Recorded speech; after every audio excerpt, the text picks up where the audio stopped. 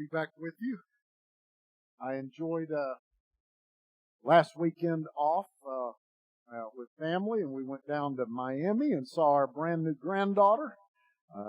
So she is a week old yesterday. That's an exciting time, but it's good to be back with you, and especially at a special occasion like this, the beginning of Holy Week, the time of remembering the last week of Jesus' life and all that went on then. And so in our class time today, we shared this time of remembering Jesus' Last Supper with His disciples. Today is what we call Palm Sunday. It remembers the triumphal entry of Jesus into Jerusalem. So it backs up a little bit before what we did in class. We call it the triumphal entry, but I don't know how triumphant it looked. He didn't ride into town on a white horse like the Roman generals. He didn't have an army victorious in battle leading the captives or coming to battle to conquer the city. Instead, he rides in humble on a donkey. Peasants surround him. And they're singing and they're waving the palm branches, which is where we get the name Palm Sunday. It's part of the custom of coming to the temple at festival times for worship. And they're excited, and the disciples think this is when it's going to happen. This is when He's going to be anointed Messiah, and we're all going to get honored seats at the table.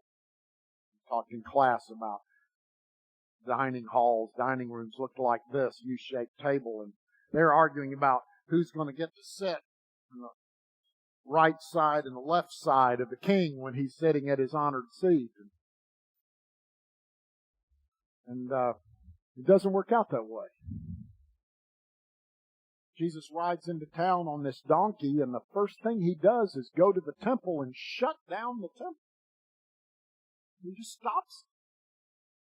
And people are coming there to offer sacrifice, and He runs off the animals. They're coming to give their tithes and offerings, to pay the vows that they've made to God. And He turns over the tables of the money changers.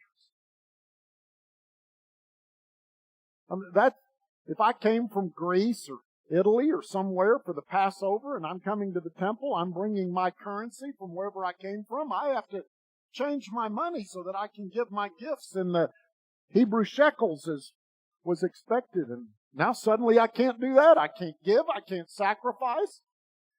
It's as though Jesus walks into church on Sunday morning and unplugs the sound system and turns over the communion table, runs off the song leader. What are we supposed to do? He just shut down worship.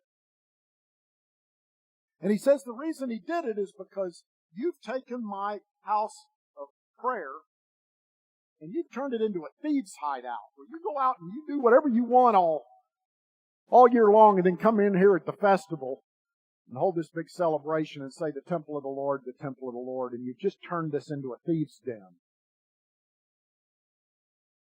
And He shuts it down.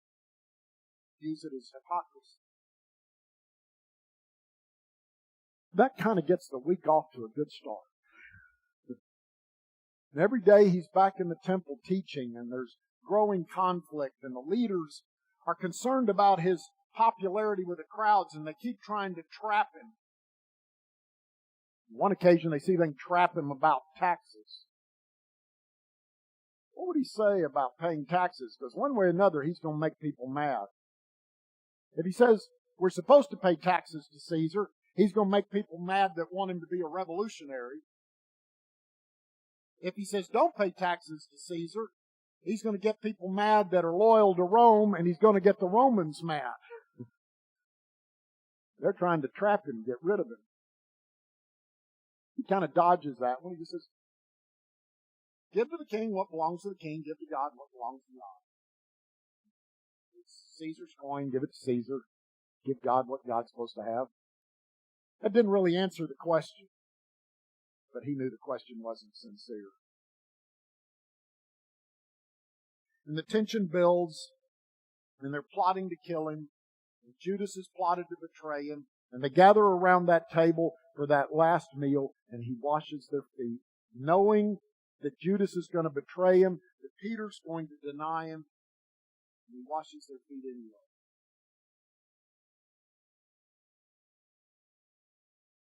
And they go out from this table and they go to the garden, a place that Jesus would often go to pray. And he begins to pray that night for God's will to be done. And then the arresting officers show up. The temple guard arrives with Judas, and he's betrayed.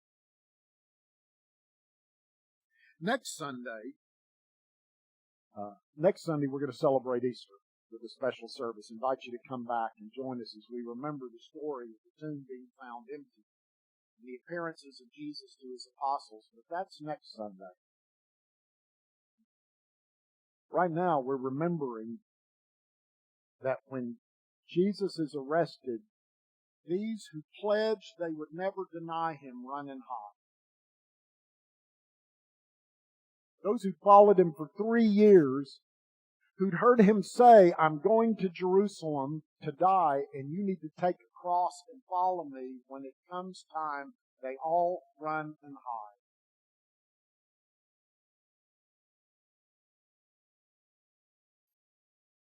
And the crowds that followed Jesus, expecting him to be crowned king, instead see him arrested. His followers who expected glory are hiding in the shadows. And the religious leaders, who should be recognizing him as Messiah, instead hold a monkey trial. They hold the trial at night, which was actually against their law. Nobody can really see what's going on. And they make these charges against Jesus. Listen to the charges that they make against Jesus. They brought Jesus then to Pilate, to the Roman governor,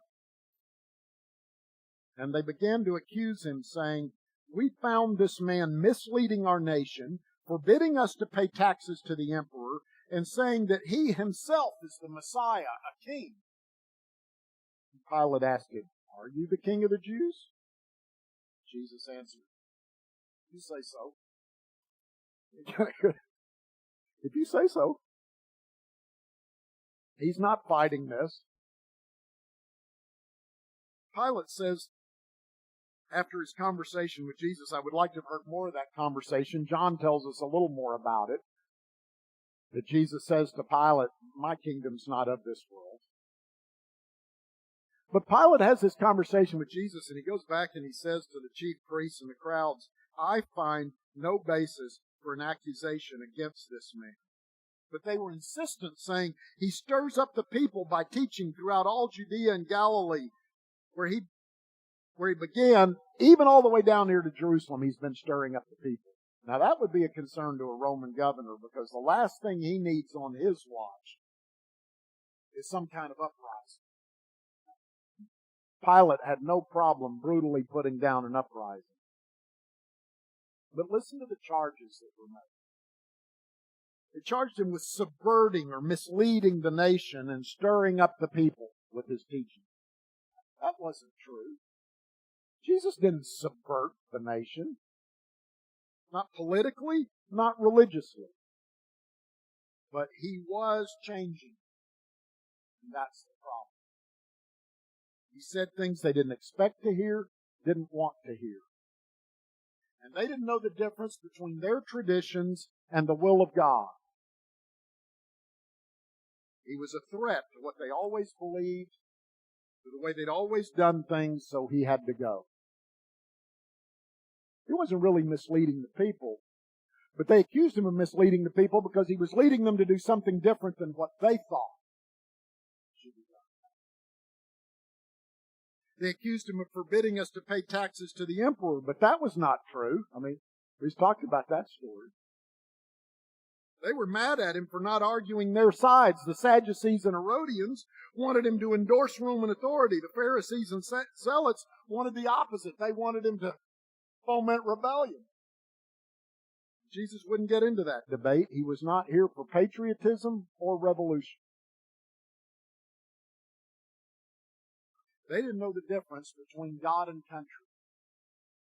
how they felt about Rome, how they felt about Israel, was in some ways more important than the true kingdom of God they claimed to be concerned about. Jesus would not endorse their political and patriotic agendas, so he had to go. Then they accused him of claiming to be the Messiah, a king. Well, the irony is that one's at least true, but not in the way they mean. Jesus is a king. In fact, he's the king of kings. But he's not the right kind of king.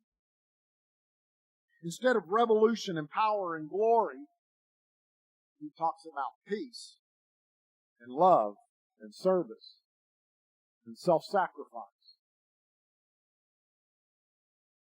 See, they don't really want a king. They say they want a king, but to have a real king, you have to do what the king wants. They don't really want a king. They want a king that'll do what they want. So he has to go.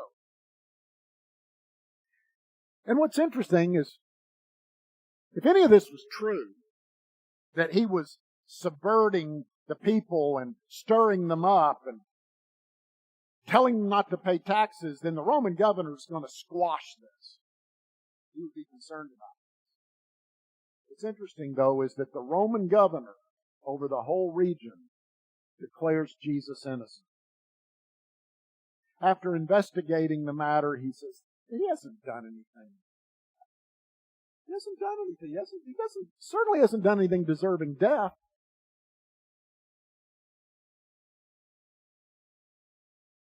He could see through the political charges. He didn't know what to do with the religious stuff. He tries to pass the buck to King Herod. So Herod's in town, and when he finds out Jesus is from Galilee, Herod's from Galilee, he tries to get Herod to deal with the matter. He doesn't want to deal with it. But Herod's no help. Herod sends him back and says, I don't see anything to charge him with either. That's significant. That the Roman governor, who had no qualms about crucifying people, declares Jesus innocent. The king declares Jesus innocent. Pilate says, I've examined him in your presence. I haven't found him guilty of any of your charges. Neither has Herod. So I tell you what, how about if I just beat him and release him? What kind of justice is that? You just declared him innocent, and your solution is to beat him. It's because he's just trying to satisfy the mob. That's not good enough. No, they call crucify him. And they say, release Barabbas for us. And the interesting thing about Barabbas is actually guilty of everything they just accused Jesus of. He had been arrested for insurrection and murder. And they say, no, release him instead. And there is this kind of strange, sad irony in the Barabbas story. That Barabbas is set free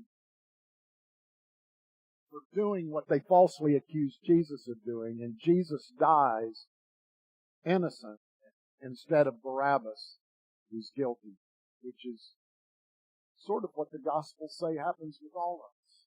That in some sense we're all Barabbas, and the innocent dies in the place of the guilty.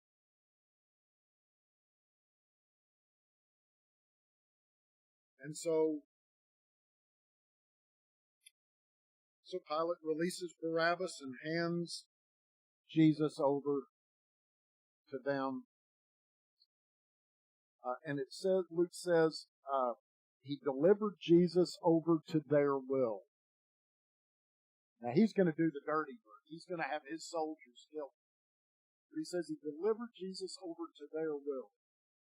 Something striking about that, because Jesus was just in the garden praying for God's will to be done.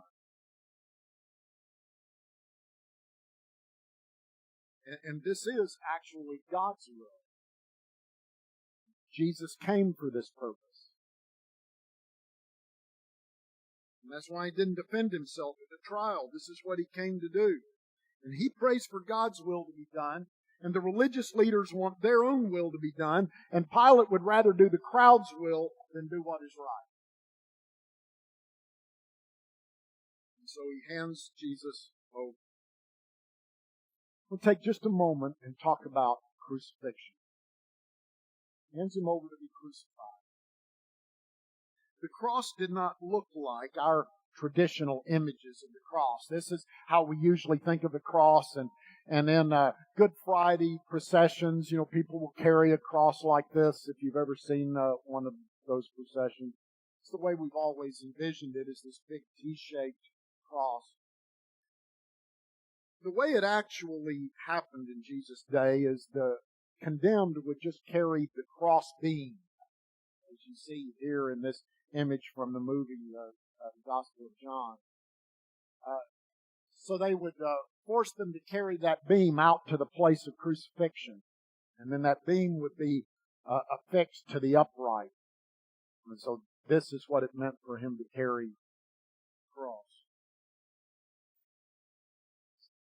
It says, and they had already beaten Jesus, which was typical to flog the criminals pretty severely before they were crucified.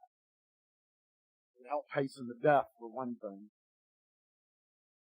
He's carrying this and stumbling under the weight. And one of the people who'd come to Passover, a Jew from Africa named Simon, they grab him out of the crowd as he's coming to the temple to worship and make him carry the beam. And they get Jesus to the place of crucifixion. And the way crucifixion happened, I know we often see the images of the nail going through the palm of the hand. Show this next image. These are two ways in which crucifixion was done in Jesus' day. The image on the left is a drawing recreated from a skeleton that they found of a crucified person in studying where the wounds were, the entrance were. But you'll notice that in both of the images, the nail goes through the wrist rather than the hand. Now, this is a little disturbing. There's a reason why they didn't hang them by the hands. If you think about the skeleton underneath the skin, if you put a nail here and hung somebody, it would just pull through. So in their day, they called this whole area, the wrist and the hand, the hands. When it says they put the nails in his hands, they actually went in the wrist. And then they would nail the feet to the cross and do it in one of two ways. But notice in both images, the knees are bent. So they either bent the knees, as you see in the drawing, with the nail going through the front, or they put the nails through the sides of the upright. Why the knees bent? What killed someone in crucifixion was not the nails. Hanging there, bleeding is not what killed them. What killed them is actually suffocation. So as they're hanging, the weight on the diaphragm makes it hard to breathe. Lungs will begin sometimes to fill with fluid the longer they're there. But how do you breathe? You have to gasp for air. How do you do that? When you're sagging down, you have to pull up. Breathe. So these people gasping for air have to pull against those nails. They have to push against those nails. Eventually they can't do it anymore. It's too exhausting, too painful. And they just gradually suffocate and die. It's a horrible way to die. The Romans were masters of torture. And all that time that Jesus was talking about taking up a cross and following me, this is what he knew was at the end of the road.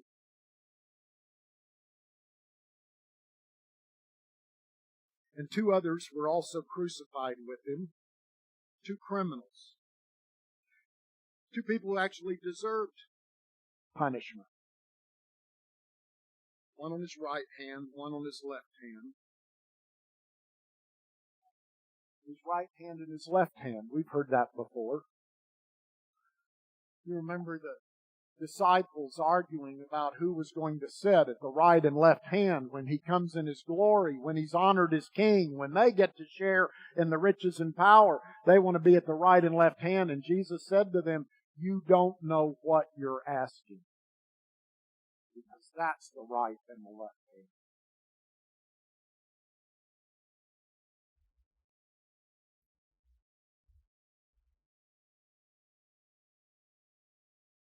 And then Jesus says, perhaps the most remarkable words of this experience. Having been falsely accused, having been beaten, having been nailed to the cross, having His followers abandon Him, all the apostles are gone, just some of the women who had followed Him on the road were standing by watching. And after experiencing all of this, He looks out at the people who just crucified Him and says, Father, forgive them. They don't know what they're doing. How do you do that? They're words of incredible grace, but they represent what the cross means.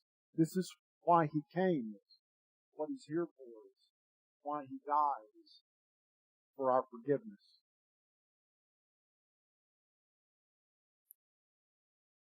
We've got to hear the call when we hear Jesus say these words, and He told us to take up our cross and follow Him. It's a call to us to do that same thing, to say those same words, to be able to offer forgiveness to people around us no matter what they've done to us. And I don't know that I want to do that.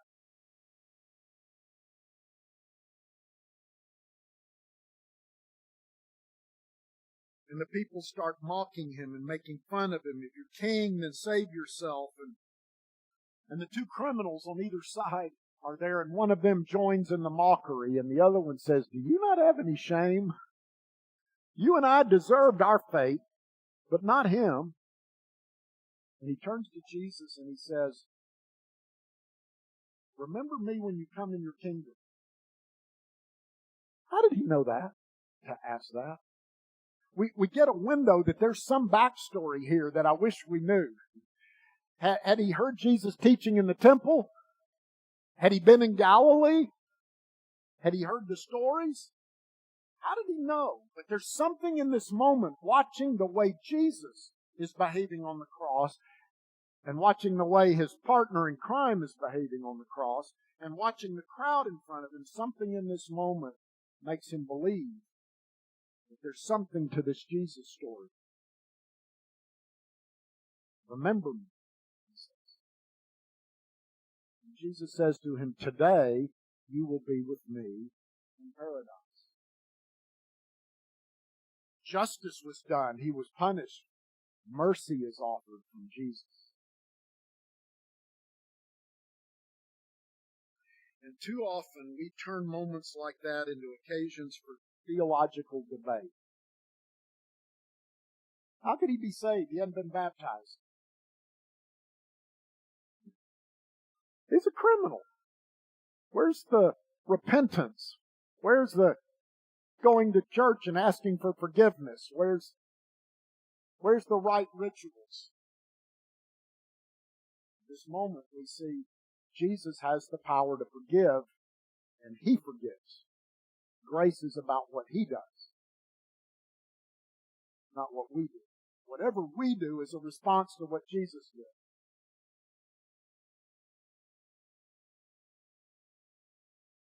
It is about noon. Darkness came over the whole land till about 3 p.m. And for some reason that's not explained to us in the Gospels, the curtain in the temple is torn in two. It was a curtain that separated the priests and the people from the most holy place where the presence of God was represented by the Ark of the Covenant. And only the high priest could enter through that curtain, and only once a year. And it's ripped open in this moment. Because from this moment on in Jesus, we all have access to God.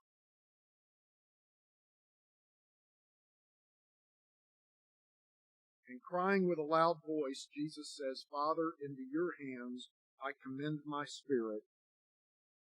and he dies and breathes his last.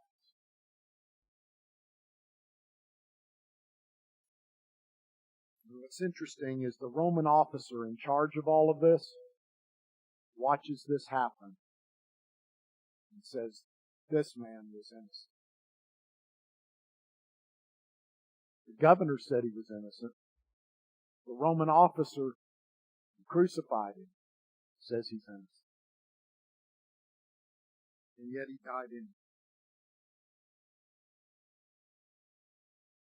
it. And it says that his acquaintances, not the apostles, they're hiding. But his acquaintances, including, Luke always wants to point out the presence of the women, including the women who had followed him in Galilee. They stood at a distance watching these things. And as some have noted, I think there's something of us in that moment. We watch at a distance. We feel a need to keep this at arm's length because we don't know what to do with this. But you can't hold this at arm's length. You've got to figure out what you're going to do with this. The story demands to be dealt with at a deeply personal level. And so I want to ask you for a moment to reflect. Where do you see yourself in this story? Is there a character in the story that you identify with? Perhaps some will look and say, to be honest, sometimes I may be more like the religious people who are angry at Jesus for not doing what I want him to do or say what I want him to say. Maybe sometimes we're more like Pilate or Herod. We know what the truth is, we just don't have the guts to stand up for it.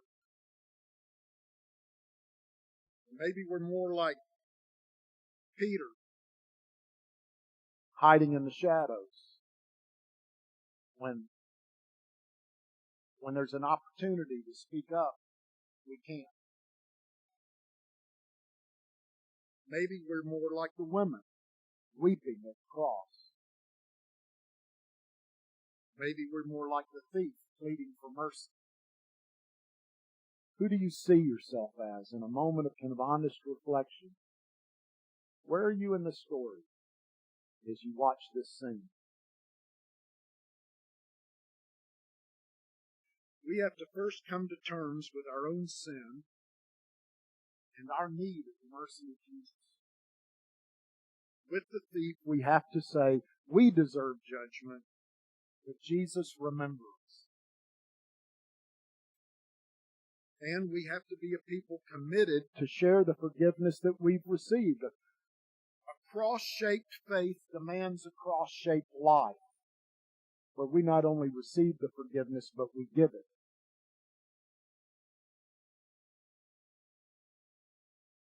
In a moment, we're going to sing a beautiful hymn, When I Survey the Wondrous Cross, that ends with the line, love so amazing demands my life, my soul, my all. Before we sing that, I want to close by sharing with you what is the most disturbing and beautiful and meaningful story of forgiveness I think I've ever heard. It comes from South Africa in the days after the end of apartheid. There was a courtroom that was a part of what they called the Truth and Reconciliation Commission.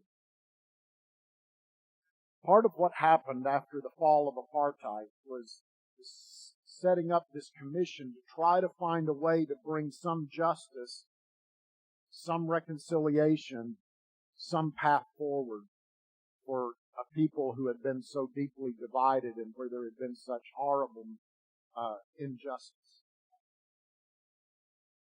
And they would bring the people who were accused of all sorts of crimes under apartheid to a courtroom, and they would bring the victims of their crimes and allow the victims to speak into what would happen with criminals.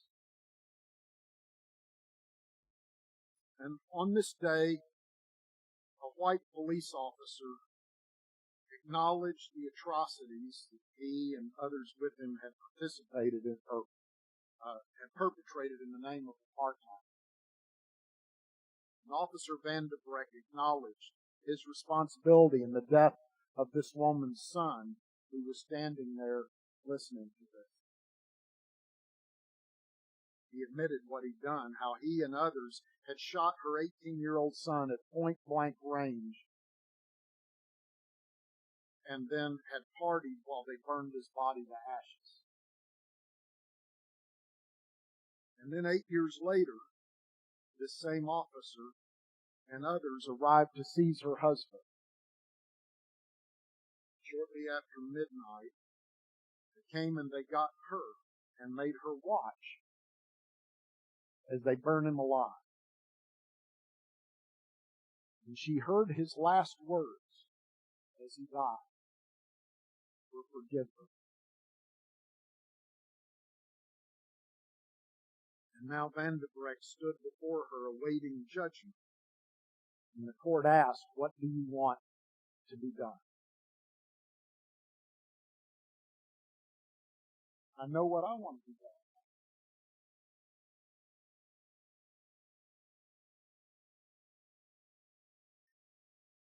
She said, "I want three things.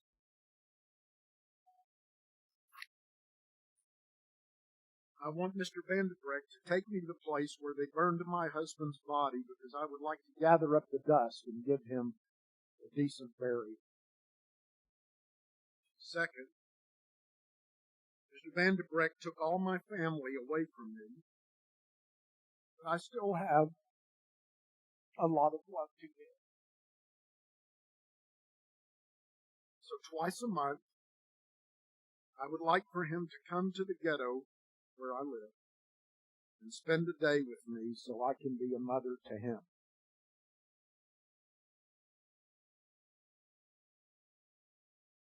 And third, I would like Mr. Van de Breck to know that he is forgiven by God and I forgive him too. And I would like somebody to lead me to where he's seated so I can embrace him and he can know that my forgiveness is real.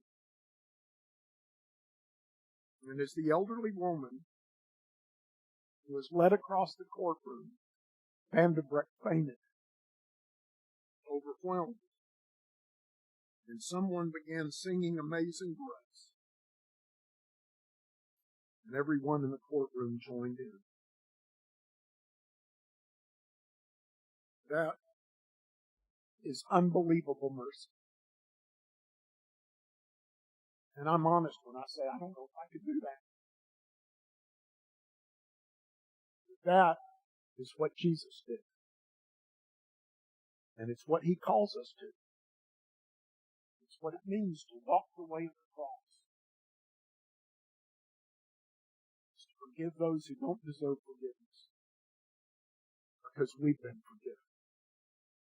And when we survey the wondrous cross, it demands our life, our soul, our all. Let's stand.